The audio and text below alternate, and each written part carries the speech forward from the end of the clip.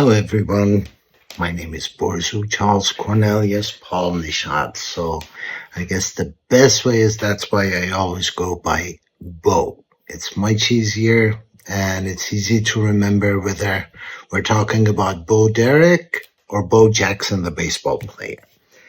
I was born in Aldershot, England, to Persian parents, but raised in France and Germany. And I went through the earliest memory I have is I used to flip through magazines, and my parents were avid readers, but somehow words were always jumbled up. So I figured out when I started school that I can memorize it. So I remember I got an amazing score in my literature class because I could recite Shakespeare.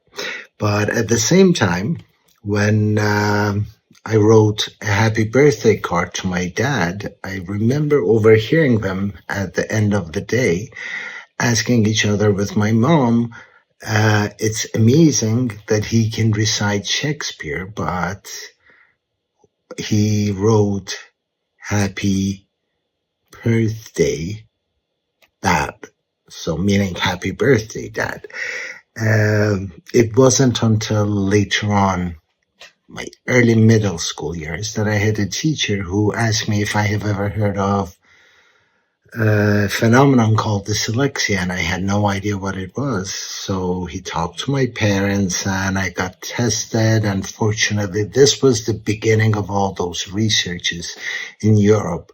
And it took me a couple of years of hard work, I would say, but I mastered how to control my dyslexia, learn how to read, put the words together, and that turned me into an avid reader. I loved reading so much that when I got accepted to college, I moved to United States in my senior year in high school and started college here in Dayton, Ohio, Wright State University. I have a degree in psychology, and I was the first undergraduate student who did a graduate presentation at Purdue University. And I loved that place so much that some years later, I ended up studying data analysis at Purdue University, and I got certified through them. My love of working with children has always been constant. I put myself through college because I was an international student by tutoring my peers at the university, and that helped me, that love of learning and also feeling like I'm teaching. And that led to working with more and more neurodivergent students.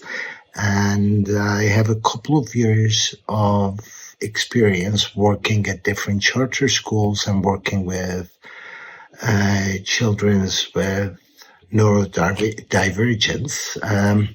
At the moment, I thought, let me make a career out of it. So I'm trying to receive my credential. That's why I'm here and looking forward to hearing all of your stories.